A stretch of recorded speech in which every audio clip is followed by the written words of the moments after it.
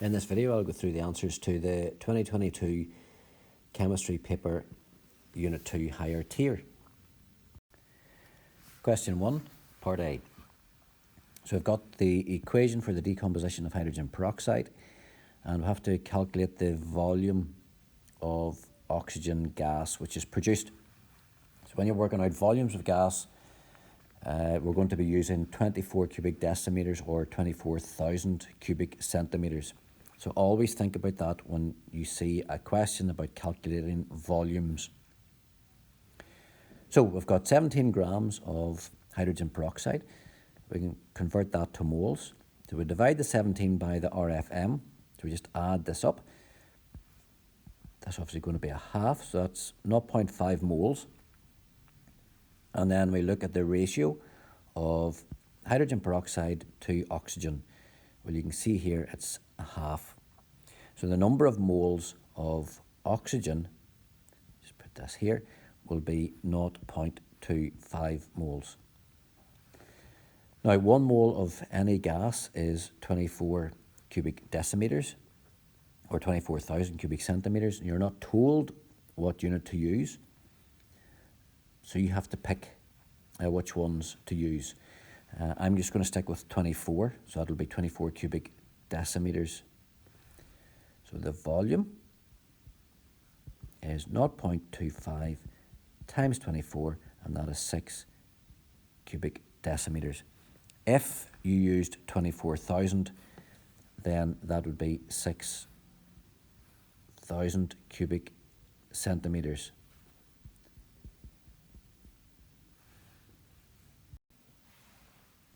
Next part of the question. Name one other piece of apparatus which a student must use in order to investigate the rate of reaction. So I've been given this diagram.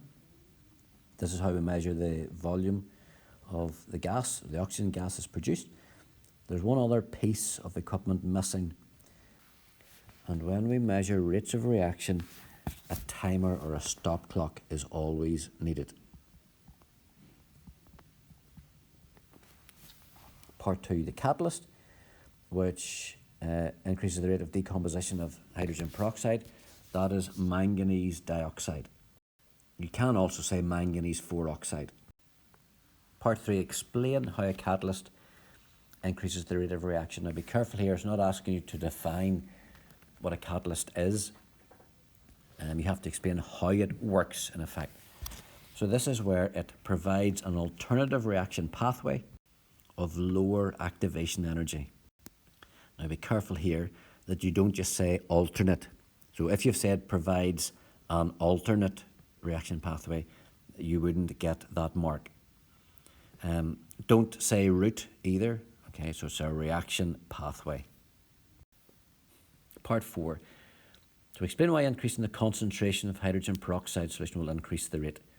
Well, when you increase the concentration of a solution, you're putting more particles into the same volume, and that then will lead to more successful collisions.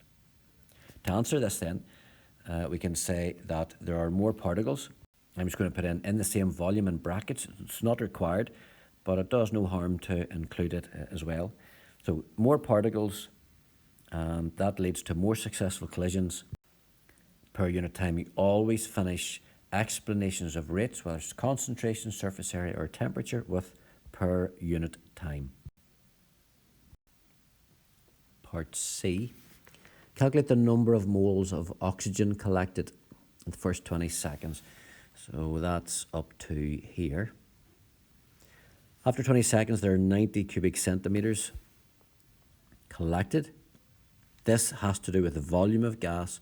And remember, at the beginning of question 1, I mentioned having to use 24 cubic decimeters or 24,000 cubic centimeters when dealing or talking about volumes. The units here are cubic centimeters. To turn the 90 cubic centimeters into moles, I'll divide by 24,000. And that works out to be 0.00375 moles. And then part 2, explain why the volume did not increase beyond 120. Well, at this point, the reaction has finished, so that means that the hydrogen peroxide had been used up.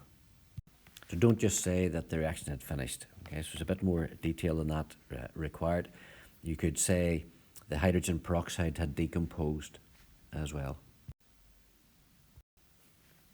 Part D then, we'll have to work out the percentage atom economy of hydrogen peroxide. Now what we'll have to do here is work out the RFM of hydrogen peroxide, which is 34. So often we have to work out the atom economy of a particular element, but this time it's the whole compound. So the RFM of the whole thing, that's 34. And then we divide that by the total mass of the products. So that's going to be the barium sulfate plus the hydrogen peroxide. And when you add that up, that comes to 267. Just remember, for atom economy, if there had been balancing numbers in here, we would have used those as well. So for example, if there had been a 2 in here, then it would have been 2 times the RFM. But that's not required here. So we can just stick with 34 over 267, and as it's a percentage, then we need to multiply that by 100. And that works out to be 12.7%. Part E then suggests one advantage of manufacturing hydrogen peroxide using this method. So you can see here that the hydrogen peroxide is made in this 2-step process, and you end up with a higher atom economy. Now Q is actually a catalyst here because it's used in this step and then it's regenerated, which means it can be then reused again for another step 1. Either one of those answers would be fine. Question 2, part A. 2 features of dynamic equilibrium. That's where the rates of the forward and reverse reactions are the same, or you could just say they are equal. That's the first mark. And then for second mark, say the amounts of reactants and products remain constant. It's important that at this point here, you don't say that the amounts or the concentrations of reactants and products are the same. They're not the same, but they remain constant. So just be careful with this part and this part. Part B, state and explain the effect of increasing pressure on the yield of the nitrogen dioxide, which is NO2. Well, pressure has to do with the number of moles of gas. Now we're increasing the pressure, and you can see that on the left-hand side we've got a total of 3 moles of gas, and on the right 2. So this equilibrium will move from left to right. So it moves to the side with more moles of gas. So the first part is state the effect. Well, and the reason is that the position of equilibrium moves to the right. And in equilibrium questions, we always need to talk about the position of equilibrium. So position of equilibrium moves to the right, and for the third mark, we'll write to the side with fewer moles of gas. Or you could say it moves to the right to the side with fewer moles, fewer molecules. You could say because it moves from 3 moles on the left to 2 moles on the right. Next question, part 1. Use the data in the table to state the effect of an increase in temperature on the percentage yield. So the table is here, and you can see that as the temperature increases, the yield decreases. Part 2, explain the effect of an increase in temperature on the equilibrium yield. Well, the reaction is here, and you can see that the sign of this energy change is negative. That means that the forward reaction is exothermic. I'll just put that in, so that is exothermic. That means that the reverse direction is endothermic. So if we increase the temperature, this system will not want to release any more heat. It will actually want to reduce it. So increasing the temperature will cause the equilibrium to move to the left in the reverse endothermic direction. Or you could say because the forward reaction is exothermic. And part D, we'll have to draw a labelled reaction profile diagram for this reaction. Well, it's exothermic, so that means the products are going to have lower energy than the reactants. So we can start off by drawing in a line for the reactants and then a line for the products. Now you've got to put in the symbols for the reactants and products. I'm just going to put in N or 2NO plus O2, and then the products will be 2NO2. Now the reaction pathway goes from the reactants to the products, and we've got to look to see what else we'll have to include. Well, it says include the energy levels of reactants and products. We've done that. The energy change. Well, the energy change is the difference between the reactants and the products. This is the energy change, or you can say delta H. A reaction pathway, well, I've already drawn it, like so. And the final thing is the activation energy. Now, the activation energy always goes from the reactants, to the level of the reactants, to the peak of the hump, if you like. So the peak of the reaction pathway. So it's going to be from there up to there. Now I'm just going to label this EA.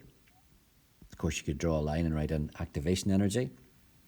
And the other thing I would need to do is label the reaction pathway, because it does tell us in the question it has to be a labelled diagram. Question 3 then, 2 features of a homologous series. So things will include same general formula. They will differ by a CH2 group. They have similar chemical properties, and there's a gradation in physical properties. Just be careful here that you don't say the same chemical properties or the same physical properties. Part B, then the functional group in the alkenes is going to be C double bond C. You could write that in words, so carbon-carbon double bond would be fine. For alcohols, it's the OH group, or you could say hydroxyl group. And for the carboxylic acids, it's going to be the COOH, or you could call that the carboxyl group. And part C suggests why alkanes are less reactive than alkenes. That's because the alkanes do not have a functional group. And the answer here has to be given in terms of the alkanes, not the alkenes. So don't be saying the alkenes have a carbon-carbon double bond, because you're not explaining in that case why the alkanes don't react. D part 1, draw the structural formula of ethanol and propanol. Well, ethanol, the ETH tells us there are 2 carbons and there's an OH on it. There doesn't have to be a bond between the O and that H. Just fine to leave it like that. And the OH can be over here, or let's say we keep it on this carbon. I could have drawn it down here and moved the H up here, or I could have drawn it up here and then moved this H down here.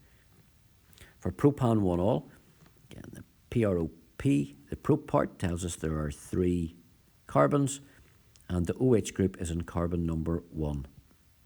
And then I draw hydrogens around the rest of the carbons.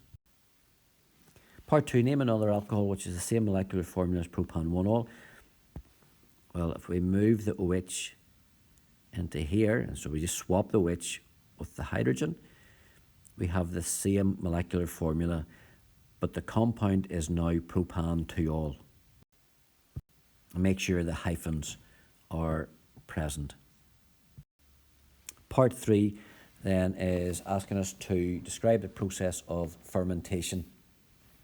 And we have to include the starting materials, the conditions, and any other products formed. Well, fermentation requires sugar in water, so it's a sugar solution.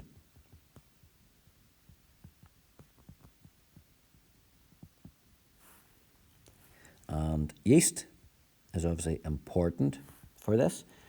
Conditions are anaerobic, and that means without oxygen. Warmth is another requirement, it's another condition. Don't say heat, just stick with warmth for that one. And then the other product that's formed is carbon dioxide. For the anaerobic part, you could also say no oxygen. E. Name the reagent used to convert propan-1-ol to propanoic acid. So we're converting an alcohol to a carboxylic acid, and that requires acidified potassium dichromate. And the colour change will be from orange to green. State the type of reaction occurring. That's oxidation. Part 4, write a balancing equation for the reaction of propanoic acid with magnesium. And magnesium is obviously Mg. Propanoic acid is C2H5COOH.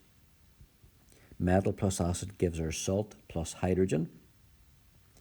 And the salt on the back of the data leaflet, you will see that propanoate is C2H5COO minus. So it'll have a valency of 1 and the magnesium has a valency of 2.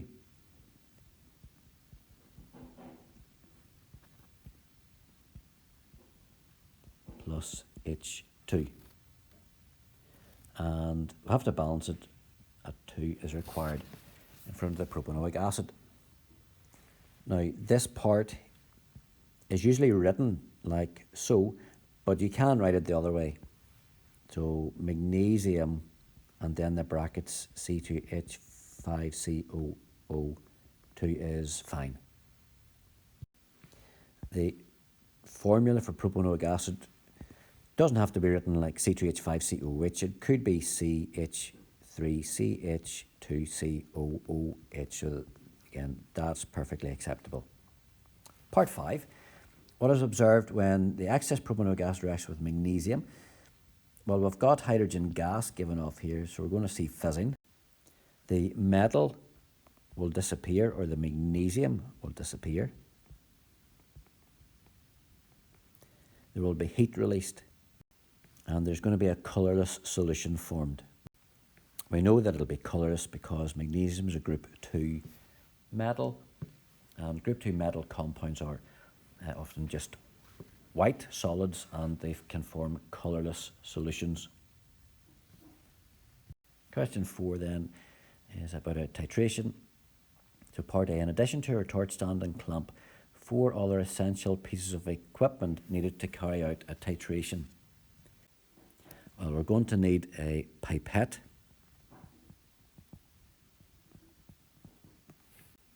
a burette. The liquids are going to be in and titrated into a conical flask. And to use a pipette, we would need a pipette filler.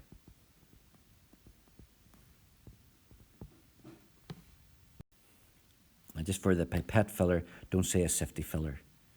So it's pipette filler. Part B, calculate the concentration of the sulfuric acid.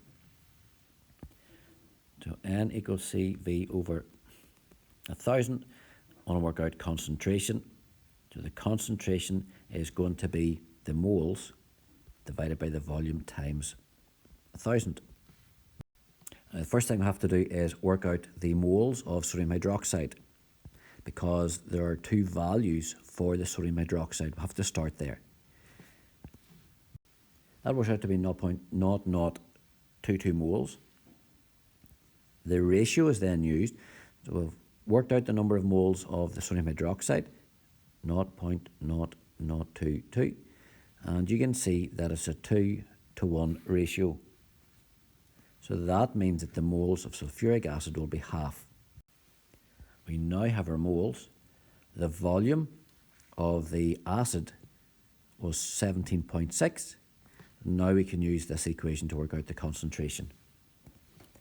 So the concentration of the sulfuric acid is going to be 0.0011 divided by 17.6 times 1,000, which is 0.0625. And that's obviously moles per cubic decimeter. Part C, then we'll have to calculate the concentration of the acid in grams per cubic decimeter. So remember from the previous part of the question, the concentration was 0.0625 moles per cubic decimeter. So we've got to turn the moles into a mass. So here we're going to use mass over the MR, or the RFM. And the RFM of sulfuric acid is 98. So we're just adding the H2SO4 all up. So 2 hydrogens, sulfur, and 4 oxygens. That comes to 98. And now we want to work out the mass. So the mass is going to be the moles times the RFM. So 0.0625 times 98, and that gives a mass of 6.1. It does say in the question to 1 decimal place. In part D, we'll have to calculate the value of X in the sodium, or the hydrated sodium sulfate. Now, from the information that we're given, we know that the total mass is 322. That allows us to work out the mass of the sodium sulfate bit. And that works out to be 142. Now, if we subtract the 142 from 322, that will give us the mass of the water. That's 180. Now, water is 18. How many 18s go into 180? The answer is obviously 10. We're just dividing 180 by 18. Question 5. Well, part 1, I'm just going to skip straight to the question. Write a balanced sum equation for the reaction of potassium with water. Potassium plus water goes to give potassium hydroxide and hydrogen. And then to balance it, we need a 2, 2, and a 2. Part 2. A few drops of phenolphthalein indicator were added to the solution. State the colour observed. The potassium hydroxide is an alkaline solution. Therefore, the indicator will turn pink. Part 3. Describe in terms of the electrons what happens to potassium atoms when they react. Well, any time a metal atom reacts, it will lose electrons to gain a full outer shell, and it'll become a positive ion. So in the case of potassium atoms, each one will lose an electron, and it will form a K+ ion. Or you could say it forms an ion with a 1+ charge. Part 4 then, compare the reactivity of group 1 and group 2 metals and give it evidence from the table, which is here, to support your answer. Well, you should know group 1 metals are more reactive than group 2 anyway. And you can see from the table that we've got potassium, which is in group 1. It takes 5 seconds for the reaction to finish. And then next to potassium in group 2 is calcium, and it takes 42 seconds to finish. You look at sodium, is in group 1, 11 seconds, and right next to it in group 2 is magnesium, and the reaction hasn't finished even after 300 seconds. But make sure that you do use evidence from the table. On to B, write a balanced symbol equation for the reaction of iron 3 oxide with aluminium. Well, aluminium is obviously Al. Iron 3 oxide. So iron has a valency of 3, oxygen's 2, so swap them over. So we get aluminium oxide and iron, and then that has to be balanced. So you can see then we need a 2 there and a 2 there. The part 2 explains the reactivity. Why the reaction of the iron 3 oxide with aluminium occurs. Well, it occurs because aluminium is more reactive than iron. Part C, you have to explain in terms of oxygen why the reaction is redox. Well, we can see here that the lead 2 oxide goes to lead, so this loses oxygen. Or you could just say the lead loses oxygen, and of course then loss of oxygen is reduction. Make sure you give the complete definition. Don't just say lead oxide loses oxygen and this is reduction. We've got to say loss of oxygen is reduction. The carbon then goes to carbon dioxide. So it's clear to see here that the carbon is gaining oxygen. And gain of oxygen is oxidation. And the final thing to write here is give a definition of a redox reaction. On to question 6. A part 1. What is meant by the term electrolysis? Well, this is the decomposition or the breaking down using electricity. Just to highlight this point, using electricity, you're not allowed to say a direct current.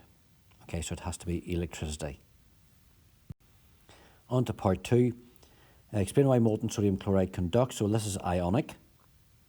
And the conduction of electricity in ionic substances has to do with the movement of ions. It's the ions that move and carry charge. Remember, in metals or in something like graphite, it's delocalized electrons. But ionic substances, it's always the ions that move. What's observed at the anode? Well, it's going to be split. This substance is going to split into sodium and chlorine. So I'll just sketch it over to the side. And the sodium chloride is going to split into sodium ions. They're going to be positive. They would go over towards the cathode. And chloride ions, which are negative, would be attracted towards the anode. So this means that chlorine is formed at the anode. And chlorine is a green gas. Instead of gas, you could say bubbles also. A suitable material used for the electrodes, well, you want to use something that does not react with the substance. So graphite is a typical substance used. Don't say carbon, okay, it has to be graphite. You could use platinum as well, but platinum is more expensive, so graphite is used when where possible. Right, a half equation, which occurs at the anode. Well, we've established that chloride ions migrate to the anode, and they will lose an electron, and then that happens twice. So 2 chloride ions each lose an electron, and then the 2 atoms of chlorine will join together. So overall, 2 chloride ions lose 2 electrons, and then those 2 atoms combine to form a chlorine molecule or diatomic molecule. Part B, dilute sulfuric acid. The products of dilute sulfuric acid are hydrogen and oxygen. Hydrogen is formed at the cathode, oxygen is formed at the anode. So the answer for this part here at the cathode is going to be hydrogen. And part 2, write a half equation for the reaction which occurs at the anode. Now be careful here, the previous question was the cathode, but now the question is asking about the formation at the anode. This is where oxygen is formed. Now it's not like oxygen forming from aluminium oxide. This one's a bit different. With sulfuric acid, you're going to have 4 hydroxide ions, and they combine to form oxygen, and then there will be 2 water molecules formed. Now, as this is a half equation, there's got to be E minus present. So on the left, where there are 4 electrons that we need to remove or we need to lose, so they go on the right hand side. There's going to be plus 4 E minus. And on to the last part of the paper, part C. The ore of aluminium is bauxite. Write a balance symbol equation which occurs when solid aluminium hydroxide is heated. So aluminium hydroxide is AlOH3, and then an arrow. Now if we look up to the introduction to the question, the solid aluminium hydroxide is heated, it forms aluminium oxide and water vapour is released. So we're going to get aluminium oxide and water. This of course has to be balanced. 2 is needed there, and then that gives us 6 hydrogens and 3 oxygens, so we'll have to put a 3 there. Now still not finished. There are 4 marks for this question, and the 4th mark is for state symbols. If we go back up to the question, we're told that solid aluminium hydroxide, the solid aluminium hydroxide is heated. That's going to be a solid. Aluminium oxide is therefore going to be a solid as well. It's an ionic compound, they have very high melting and boiling points. And water vapour is released, and that means that a G is required to show that the water is in the gaseous state. Part 3 then. Why is the aluminium oxide dissolved in molten cryolite? Well, the aluminium oxide has a very high melting temperature. It's over 2000 degrees Celsius. It's dissolved in cryolite to lower the melting point. And the melting point now gets reduced to around 900 degrees Celsius, and that saves money. You could also say it increases the conductivity.